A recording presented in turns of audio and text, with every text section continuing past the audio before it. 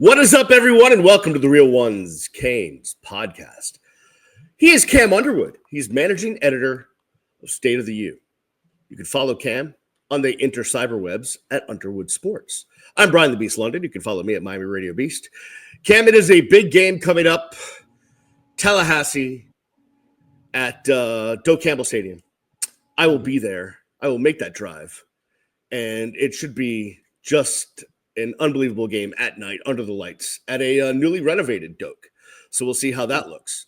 But we will get to that game next segment. I know people are probably going to be upset about that. But before we look at the matchup between Miami and Florida State, I want to focus on Miami for a second. Okay, I like that. We did the bye week show. We got our thoughts on where this team is, what have you. I've taken kind of stock over the last week of my thoughts on this team. And, I tried watching press conferences. Did I get anything out of that? Absolutely nothing. But I sat there for it. I watched all of it. I pretended like I was in the room. Probably thankful that I wasn't, because I was able to pause if I needed to keep my eyes open. But I just want to say that, I tend to nitpick as it relates to this team, right?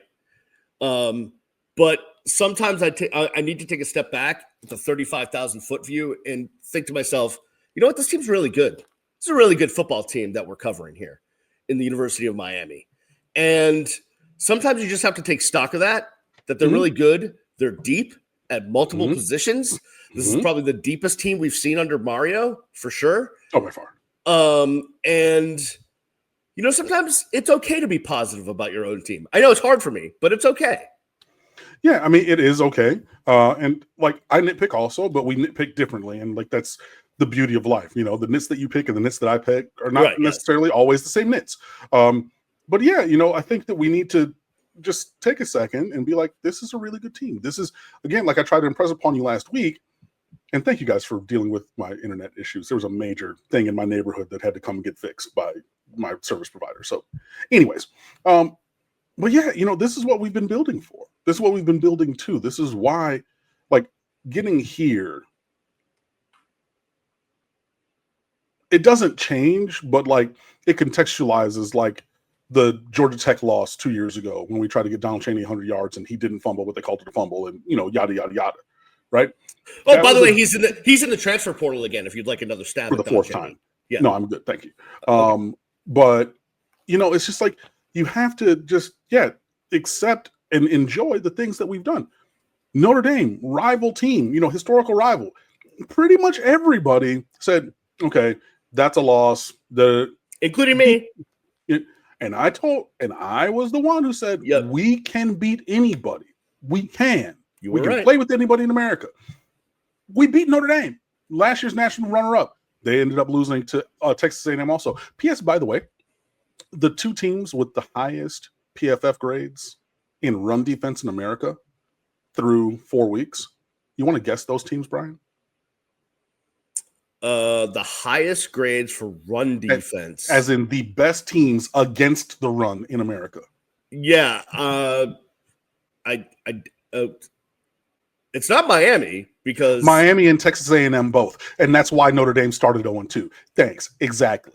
But again, okay. PFF grades, not statistics. But, right. So that exactly. So I actually wanted to bring that up. It was going to come up later, but just real quick, if you look at the statistics, Miami's 27th in the nation in run defense, or rushing yards per game, I should say. Right. Which again goes to the caliber of competition they've played, and also does not exactly mean how they've performed at rushing defense. But go ahead. Yes. I mean, but yeah, again, the grading of the performance and the raw numbers, those are different things. But I just want to put that out there as to why Notre Dame started 0-2. And now all of a sudden their running backs look really nice. Why? Because they're not playing the two best run defenses by PFF grades in America.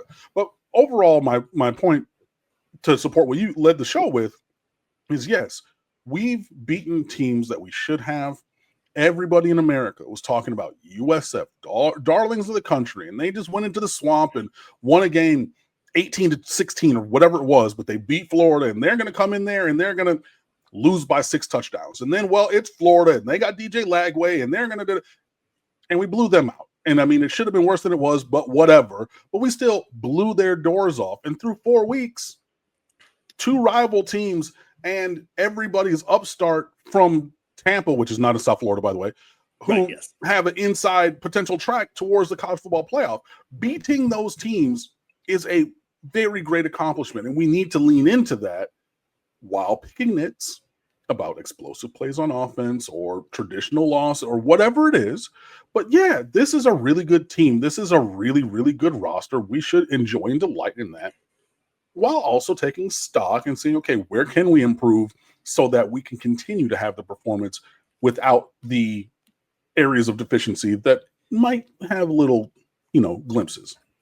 So if you go back and look at all of our videos and the comments since the first game of the year, which I try not to do, but every once in a while I do, there is a theme. Now, I think it's the same poster, so we'll just throw that aside because I think he's just trying to troll you. But oh Lord, but you would agree that one of your sentiments is this team has left too many points on the board at times. Yes, for many years.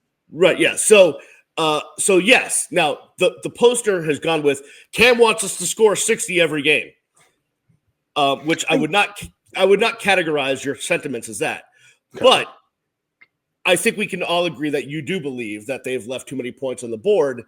And that is, if I were to pick one thing I would like to see us do better, it is to capitalize on offense more.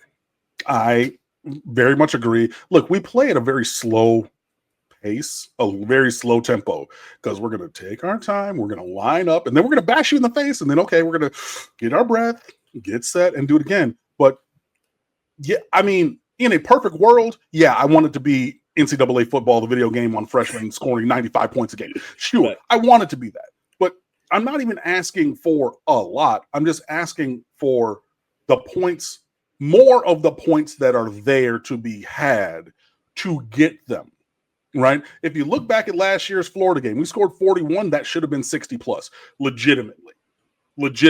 Like, right, you left 24 points on the field there.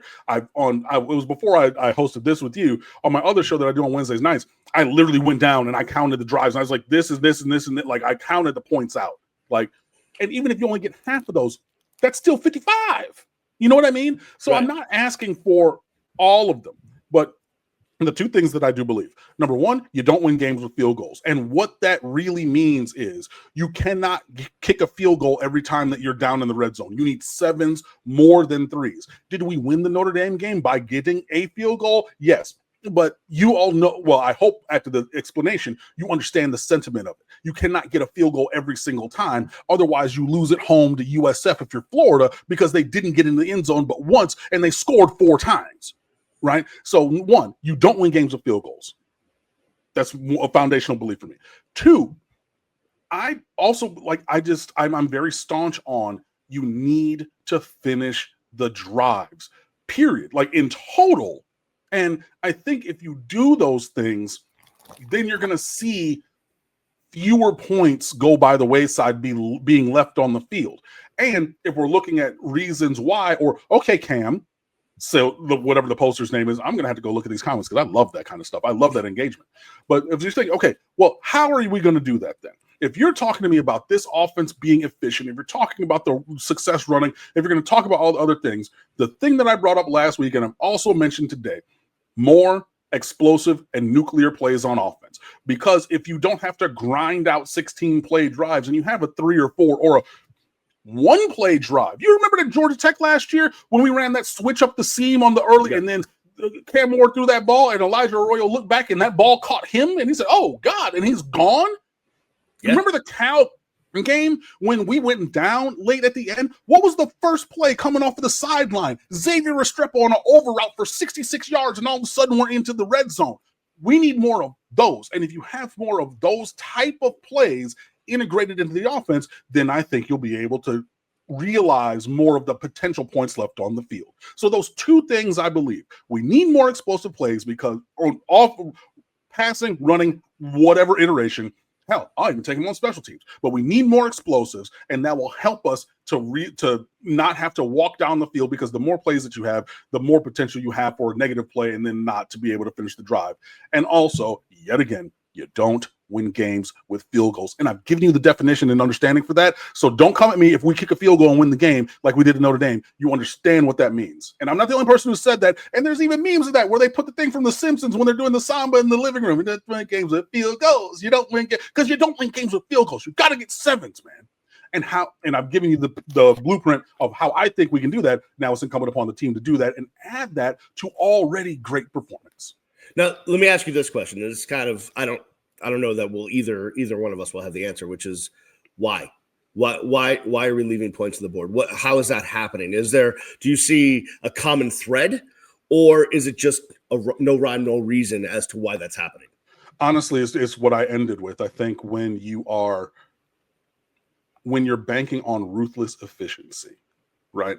Of just getting your 4 or 5 yards of character. I love it. By the way. Ruthless efficiency is a great term. Yeah. It is. I mean, like I tweeted it when we scored the first touchdown drive. When you have 16 play drives, but you have 4 yards here, 5 yards here, 4 yards here. If you have one negative play, it really then changes things. Now you borderline need an explosive to be able to convert. Miami has the lowest rate of 3rd and longs in America by far. I think it's actually, I have my little stat glossary up right here. Open. It is scroll up.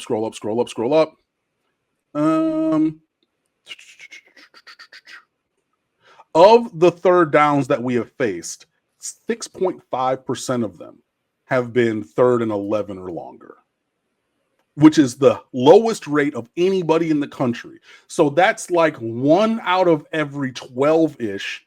Right. 3rd downs we faced has been 11 or more. So we're in good situations. But when you're a plodding along team, right?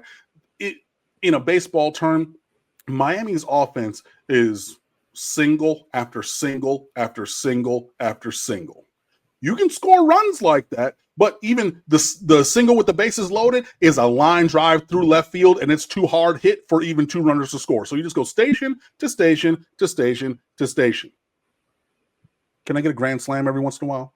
Can I get a walk single 3-run homer every once in a while? We don't have those. And I think that any one negative play on, let's say you have a successful play on 1st down, right? So you're 2nd and 6. A tackle for loss makes it 3rd and 8. 3rd and 8, maybe a completion for 6, but now we're down to 4th and 2, kick a field goal.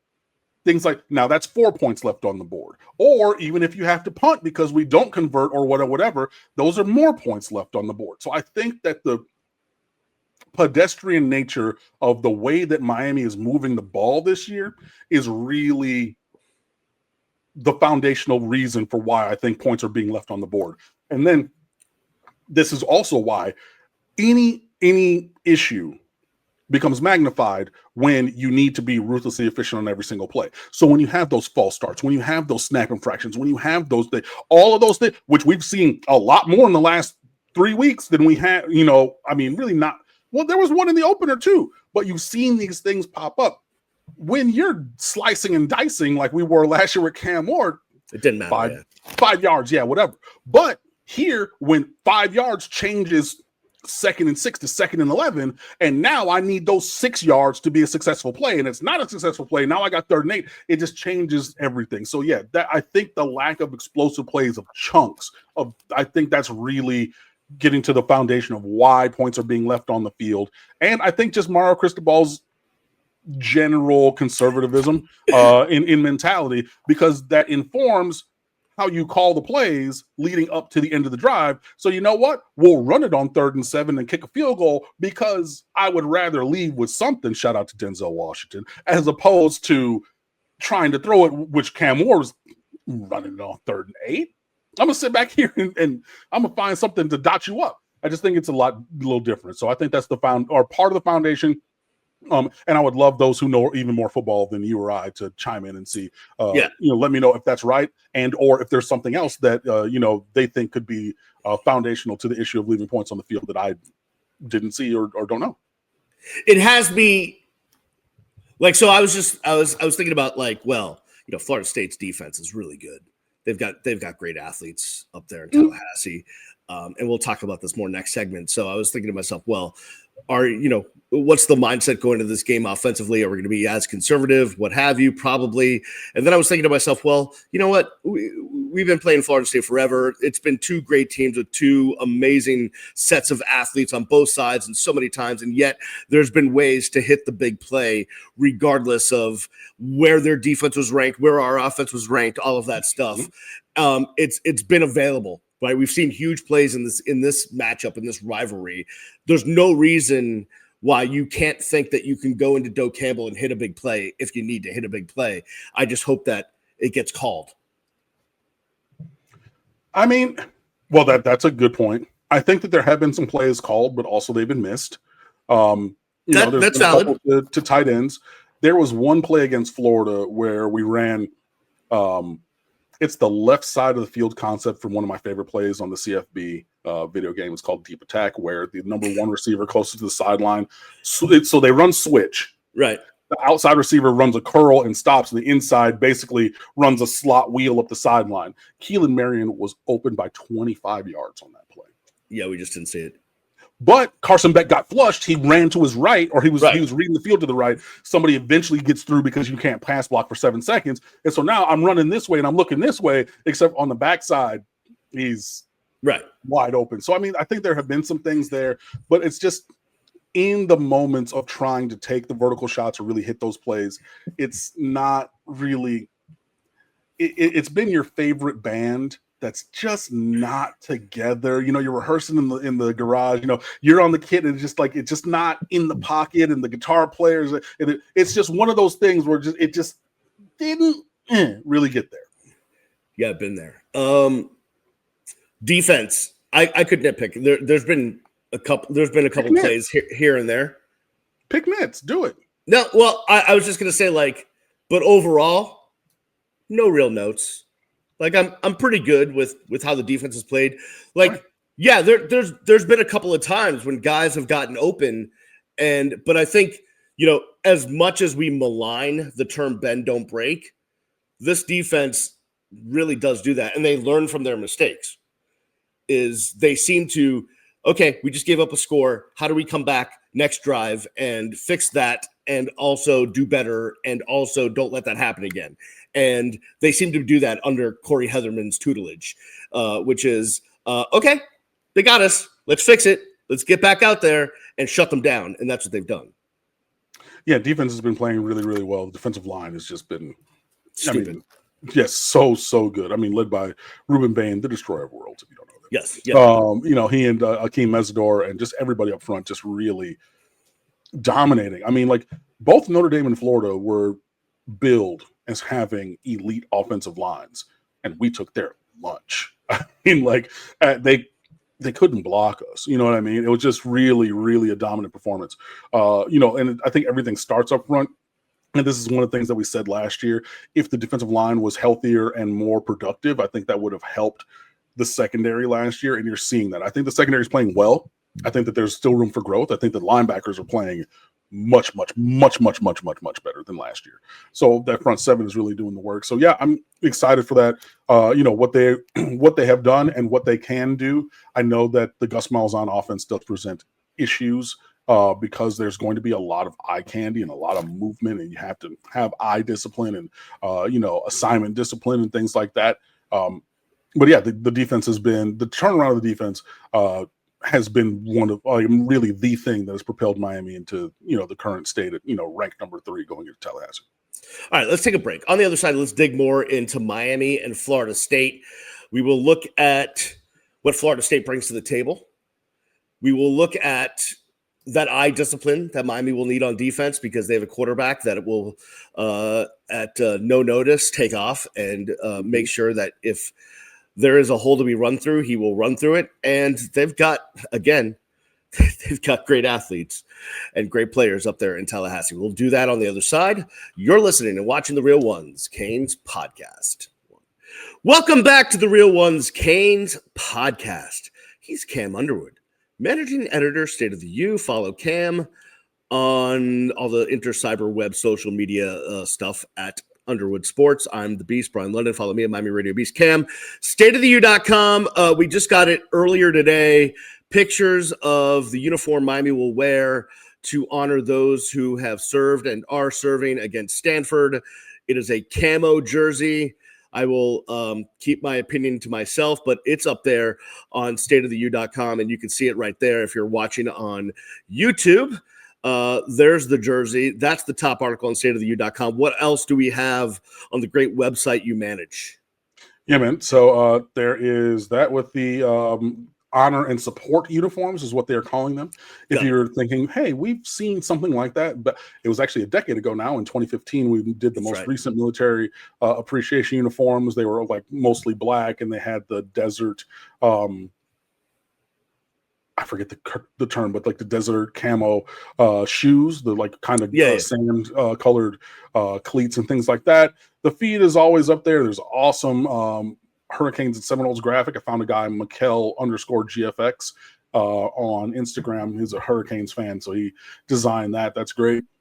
We have another story stream up for this rivalry week, so you can catch all of our things. Our first roundtable discussion with all of our State of the U contributors, all your favorites. We are up there, so we have two other parts, one coming on Thursday and predictions on Friday. ACC Power Rankings. There's a ton of people talking about this game. So videos and podcasts have an early week wrap up. We're going to have this included in the late week wrap up. And personally, I wrote this one right here with Santana Moss, who famously for me, saved me from getting pounded into the pavement for an infraction that I did as a freshman in 2000. But that piece right there is telling you why Miami and Florida State is my favorite Miami Hurricanes rivalry. If you remember from Florida week, Craig T. Smith said Miami versus Florida is his favorite Canes rivalry. So I am sharing my different view that, Miami and FSU is my favorite Hurricanes rivalry. So all of that and more for the low, low price of free $99, StateofTheU.com. Please come over, fan with us, and let us know how we're doing. That's free 99, FREE. You say that so fast. Yeah, I feel like some people are going, wait, $3.99? No, kids, free. It's free. That's a thing that I've always done is when I get hyper, I start to talk fast. And when I would teach and I was really in the moment of something, like my students, usually be a section leader because they would know when I get rolling, you don't stop me. So one of my section leaders would, Underwood, breathe. I'm like, no, but okay, and had to slow myself. So free 99. So I will be making this trip up to Tallahassee. Now, of course, you can't stay in Tallahassee for less than like $500 a night on a game day weekend. So I will be once again just enjoying the lovely Lake City, which is a good hour and a half away at the intersection of 75 and I-10. So I'll be there. But, listen, I'll be happy to contribute to StateofTheU.com in any way that I can. You need me to write reviews of the Cuban restaurant I frequent in Lake City, feel free. You want me to talk about the pregame atmosphere as I walk from the parking garage into the Doak Campbell Stadium, which is always a hike because, it's all around, up around the bend. We could do that. Maybe the renovations. What does Doak Campbell look like now that they've renovated it? Whatever you need, I'm here for you. Hey, man, do it. I mean, any and everything. You can write it. You can do it as a video, and we'll embed it up there. Hey, we'll take anything that you want to gift us with, Brian. I mean, hey, look, I know that you're going to be there. I've never been to Tallahassee, and I do not plan on changing that. I've never been to Alachua County. Well, I've been through Alachua County driving to other places on, the Turnpike, but never been to the University of Florida either. So, I'm not going to be there making that pilgrimage with you. But, please share your experiences with us, and I will definitely, continue to share them with the people over on StateofTheU.com. Absolutely, all of it. Yeah. It's going to be exciting. By the way, just as far as the rivalry goes, I love this rivalry more than the Florida rivalry because the Florida rivalry gives me more anxiety because I live with the Gator. So fair. So this one to me is more fun because there's no one in my house that's looking at me with stank face if something happens. So this one is better for me. All right, let's dig into this game. Florida State, look. They started off the season a big win against Alabama. We thought that was shocking, and as it turns out, Alabama is pretty decent as they beat Georgia, and then Florida State ends up playing two schools, one of which I never actually knew existed, in East Texas A&M. They won 77-3. I seriously, I never knew that school even existed. Then Kent State, which has never been known to be a football powerhouse. They won that one 66-10. And then a really exciting game, a Friday night, kind of a trappy game in Charlottesville against Virginia. They lose in double overtime. I said it going into that game that watch out for Virginia's quarterback and their offense. They're really good offensively, and that proved to be the truth as they scored a bunch of points, and it went into double overtime. And Virginia ended up winning. They stormed the field in a fashion that I've never seen before because the kids were on the field literally like before the ball was even like play had not ended yet, and kids were on the field. Well, remember they came down right. They had during regulation. Yes, correct. So they thought, okay, we're going to win the game in regulation. We're going to get this fourth down stop, and Florida State scored and extended the game and things like that. To be able to get them to overtime. So like the collective there, the assembled fans were already ready. So they're like, okay, it's regulation. We're here. First overtime, second overtime. Like, so it's just more and more and more people because it's just the stadium's kind of just there. It doesn't really have lots of barriers and things like that, but it was interesting. And you called it a potential trap game. And I mean, they got trapped. Yeah. So, the question is, right? Do we throw out the game against Virginia because it was a trap game? It was a Friday night. It was what have you. Will the real Florida State please stand up? Their fans are absolutely livid that they dropped 10 spots in the AP poll. It doesn't matter anymore. Like the AP poll does not matter anymore with the 12-team playoff. So right. You just get rid of your anger. Let your anger go on that one. But when I look at Florida State, I see a quarterback in Castellanos that Miami is familiar with from his time at Boston College, but also a talented quarterback that can definitely run around and complete some passes when he needs to. They've got a great running back in Sawchuk that I've liked for a couple of years. Deuce Robinson's a good wide receiver. They've got talented players. So I think, I look at the bravado on the inter-cyberwebs, and I'm like, hey, slow your roll. Like Florida State, just because they lost on a Friday night game in double overtime on the road, like don't be looking past this game. This is going to be a real battle, I think. Yeah, I don't think that we're in a place to overlook or look past anybody, and we've seen doing that in the past come to bite Miami in the butt. I think the team is very dialed in. I think the fans, there is a little bit of, it's the rivalry chirping. It's going to happen. I don't throw anything out. I don't throw out the win against Alabama. I don't throw out the loss against, Virginia. Like you are who your record says you are, and the things that you've done. So you got to take all of that into account.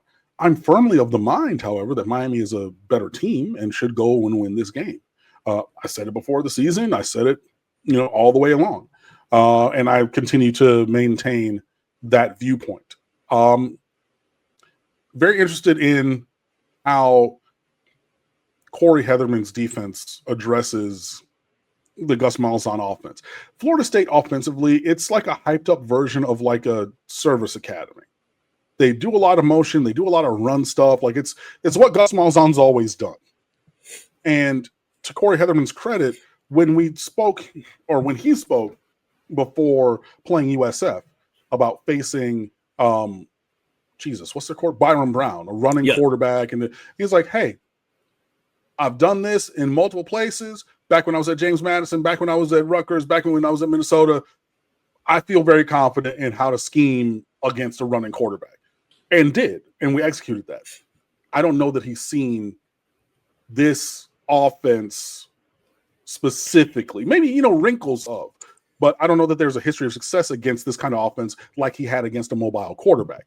So exclusively in like a spread kind of a system. So I'm interested to see how that goes.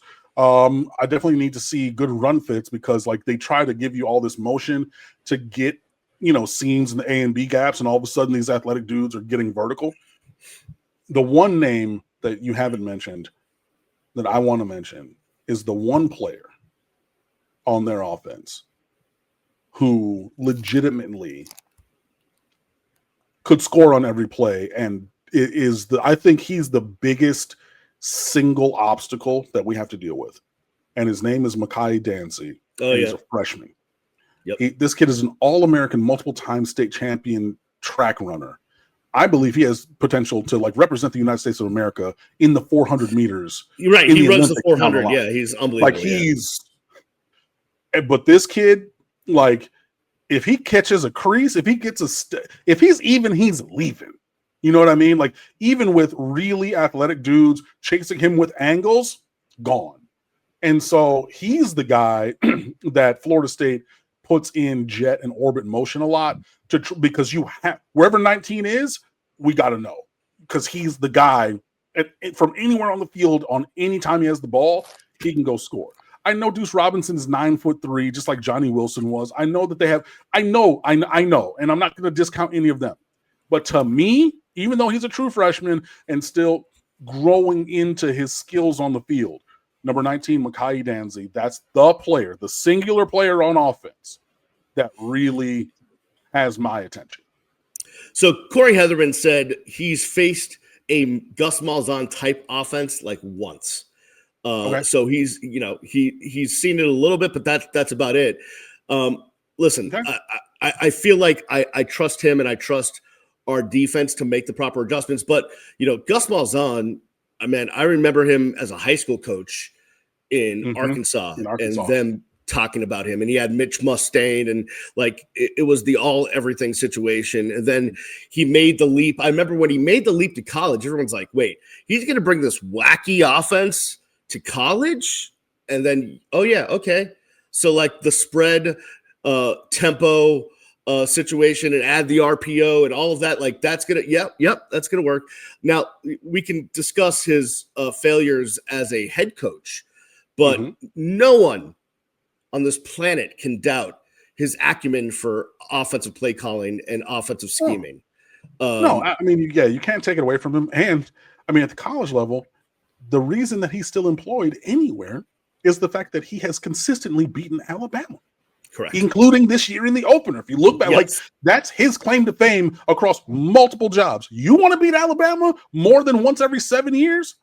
My name's Gus Malzahn. Call me to run your offense. Thanks. He did it again and dialed it up in the opener. And yeah, he is he presents an interesting scheme to go against. But with that, hearkening back to the previous conversation about where the state of this team is, I don't think that Florida State can block us for a second up front. I don't think they can for a second. Their right tackle is a turnstile. Their guards. What are you doing? Don't throw that out there. Come on. We don't need it out there. Look, they can't block us. And it's no different me saying that this week than I did when I said it against USF. It's just that people are going to say, okay, well, it's Florida State. And to their credit, have one of the biggest wins already this year against Alabama. And I get it. And it's a rivalry. And going back to brass tacks, foundational football, the things that people say very early on to be a successful team, even at the optimist level, we need to run the ball and we need to stop the run. I think that Miami is going to dominate on both lines, big dudes close to the ball, which is what this team is built on, the foundation of this team. I don't think that they can block us, our defensive line, and I damn sure don't think their defensive line has anything for our offensive line. I don't. Yeah, I don't disagree with you. Well, I don't disagree with you at all. When I think about our offense going against their defense, yes, their numbers are impressive statistically, but again, take into account those two games against teams that are just not up to the task. So Texas A&M Commerce, I think, is what's been rebranded as East Texas, whatever. Yeah, but so listen, Miami's been extremely successful in pounding the football. And Now let's see if we maybe we'll get Jordan Lyle back this week. Who knows? By the way, on an aside, Jesus. As Mario Cristobal was asked about the status of Jordan Lyle and JoJo Trader, and he says it hasn't changed. They're going to play, and then he waited. He paused. He said they're going to play. Then he paused, like a real pregnant pause, and he said, "At some point." Yeah, it was like it was a full like 2 measures of rest in there. It was what? Yeah. It was definitely 2 whole notes on that rest there. It was like I was like, wait, they're gonna play. Oh wait, this week? Oh wait, no. Oh, when? At some point? Oh, so no one knows. I don't know. We thought we knew what was going on, and we have no idea what's going on. And you can't count on Mario, even though he will tell you about honesty and transparency 27 times in a press conference, not when it comes to injuries and his football team. No. In the locker room between, the coach and the players. Yes. Transparency. But when you ask me something in public, Mr. Journalist? No. Absolutely. So, but P.S., by the way, wait, hold on, time out a second. Don't we get ACC injury reports now for ACC? Yeah, so let's talk about that for a second.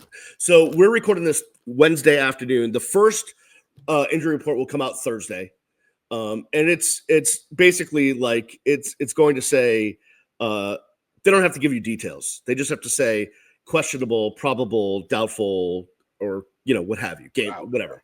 So you get a Thursday one, you get a Friday one, and then Saturday, 2 hours before the game, it's either out, game time decision, or will play. Those are the 3 options when we get to Saturday. So let me guess what the game time decisions are going to play when we get to Saturday. Like let me guess who will be a game time decision when we get to Saturday, just so we have no idea. Go ahead. Oh no, it's Jordan, JJ and Jordan will be game time decisions. I mean, I could almost bet on that. Is there anybody else? I mean, maybe on there. I mean, I'm just thinking, from a. Well, I mean, like Samson was nicked up, but Mario said he played his way back. Who knows? But maybe he'll be back in during the Florida game, even. Yeah, I mean, he came back in, but whatever. Will they put him on the injury report? Maybe.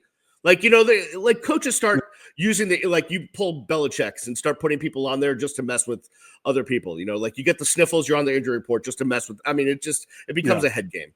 But right. Okay. So that's the injury report. I don't read into it because I can already tell you that the guys that we're looking to see if they're going to play or not, they're going to be game time decisions. We're not going to know anything. Fair point. Well, I mean, hey, you got to put Hayden Lowe on there because he's out for the year. So that's true. It's a valid point. You get one. He had to look. He's a scholarship player, out. Knee injury, rehab. Correct. So we're gonna get that. So I mean, and I know everybody already knew that he was out for the year, but it's an injury report, so I got to tell you. And so they're gonna say, "There's your honesty and transparency." Well, at least I mean, while we don't change our depth chart, at least we don't pull the Florida. That I tweeted that out. If you're not watching on YouTube, if you're listening, the Gators on their 2 deep, when we get the official flip card before a game, they just put the Florida Gators do not release a 2 deep. So Miami has a 2 deep, and it will never change from game 1 to game 12 or 14 or 16 or however many they play. But at least there's something. There were guys last year who were out for the year. Oh yeah, for sure. Because we get the one for the opener, and then it's just reprint that and then put the opposing team and their roster information that. But the one that we got on my cousin's birthday, August 31st. Shout out to my cousin James. Happy birthday! What up, James? Related. I mean, what up, James? So we got that then, and it's going to be the exact same one forevermore. So yeah. All right, let me ask you this question. Okay. I mean, we can never predict anything in life, really. But if you had to think about how this game is probably going to look, what would you say? I think that, Carson Beck is going to make timely passes, especially in the short to intermediate range, which is something that Florida State struggled to, stop Chandler Morris from doing when they played last week. I would hope to see a little bit of a bounce back performance because statistically he had one of his worst games of his career against Florida, to be perfectly honest. I think that the run game is really. By the way, I believe it's going to rain again. Oh, now I think there's a chance it stops before game time because it's a 7:30 game, but there will be water on that field at some point. Cool. So I'm changing everything that I'm saying about offense. I'm holding up 3 fingers if you're watching. Shout out to our good friend JT Wilcox. And all I'm going to say that we're going to do, run the ball. And I don't believe that Florida State's going to be able to stop it. So I've been talking about this explosiveness and, everything. Look, it's going to good old boring efficiency, ruthlessly efficient. Run the ball through their face until they stop it, and they probably are not going to. I really think that we're just going to bully them on both sides of the ball. I think that Florida State's going to maybe get a couple chunk plays. They're going to throw it up to Deuce Robinson because that's their passing offense. He's down there somewhere, just chuck it up there, dog. And he, will make some play, a play or two. They'll find a little bit of a crease with Sawchuck here and there. I think they score, and I think Castellanos is, he might break out for 1 or 2. Somebody that I trust, who is a former coach, was trying to say that Castellanos looked injured against Virginia and not as explosive as he had in the past. I had to go back and watch that game because I didn't necessarily clock that when I was watching. Yeah, when I was watching, I didn't pick up on that. No. And I mean, if that's the case, then that also changes the calculus for them. But yeah, I think that Miami they're going to lean on doing what they've done and live in the image that Mario Cristobal has for them. Bully ball on both sides, run the ball, stop the run, and then you get a stop on defense and a score on offense. 7s, not 3s, because you don't win games with field goals. And you do that. And I think it might take into the 3rd or 4th quarter, because I think this, by design for a Cristobal team, is going to be a limited offensive possession game. But at the end, I see Miami winning by a touchdown to 10 points, somewhere in there. Yeah, I agree with you. I think the physical nature of this football team is what has separated it so far in every game that we've seen on both sides of the football. We knew the offensive line was going to be unbelievably physical. We now see that the defensive line is built the same way in being unbelievably physical. That is what they're going to lean on when they need to lean on something. And everything else will come into play, but it is that line of scrimmage. I know it is the most cliche thing in football at every level that you have to win the line of scrimmage, but you know what? It kind of is true. So that being said, that is how Mario has built this team from the inside out. Physicality up front. This is what he's wanted. And it is for a game like this where Florida State has a bunch of athletes, but they are not built, I don't think, the same way up front that Miami is. And that will be the difference in the game on Saturday night at Doak Campbell. I give Miami the edge. I don't know that I go to 10 points, but certainly I can see them winning by a touchdown for sure. So in other words, we both see them covering if people are into that sort of thing. Yeah, I think so. I think there's going to be, I mean, again, I'm not going to say it's going to be 66-10 like they did to Kent State or anything, but I do see at the end, I predict that there would be just a little bit of separation on the scoreboard. So, yeah. And then I will make the 2-hour drive back to Lake City and probably be there at 2:30 in the morning. And that'll be fun. And I will document that for StateofTheU.com. If you like it, I love it for you. I'm going to enjoy from the comfort of my domicile here in South Florida and turn that television. Well, I'm going to leave the television on while I finish the good, the bad, and the ugly. But you get my point. I won't be driving 2 hours anywhere at that time of the morning. So good on you, sir. Yeah, I think the last time Miami played up there, I got back to Lake City. First, I had called and had a pizza delivered when I got into my car, so that it was just waiting at the front desk. So I got back to the hotel. There was cold pizza waiting for me, but that was better than nothing. And then I basically sat in my room because remember, that was the game Emory got hurt, the whole thing, the final seconds, whatever.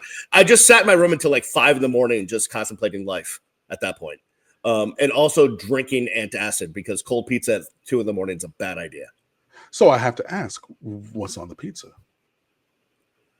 You don't want to know the answer to that. Lord. Oh, no, you don't, because my answer to that is going to be very divisive. You got to do it now. You got to do it now. You got to do it. If there's one ingredient that would divide an entire Hurricanes nation, what would it be? There are two that I could think of just because of the nature of them, either pineapple or anchovies. You got one of them, and it's not anchovies. Okay. I am a pineapple pizza guy. Okay. Now, I'm not a Hawaiian pizza with the ham, not because I keep kosher or anything, but I that's not my deal. Ham on pizza, I don't like, that's not my thing. Okay. If it's like real pork, I'll do that. Like if we're pork belly or something fancy, I'll do that. But you give me pineapple on pizza, I am happy. Okay, pineapple and what else? Just pineapple, like cheese sauce, pineapple. Like cheese pizza, throw some pineapple on there, I'm really happy. What? Yeah, man. So a cheese pizza with pineapple, period.com, the end. Give me that. Give me that. Now, look. Wowzers. If you want to hit me up with a little barbecue chicken situation, barbecue sauce chicken, and then I'll add pineapple, sure. But 9 times out of 10, if I'm just left to my own devices, give me a cheese pizza, throw a bunch of pineapple on there, and Brian is happy. I have literally never heard that. I told you it was going to be divisive. You told me, listen, you brought it out of me. I did.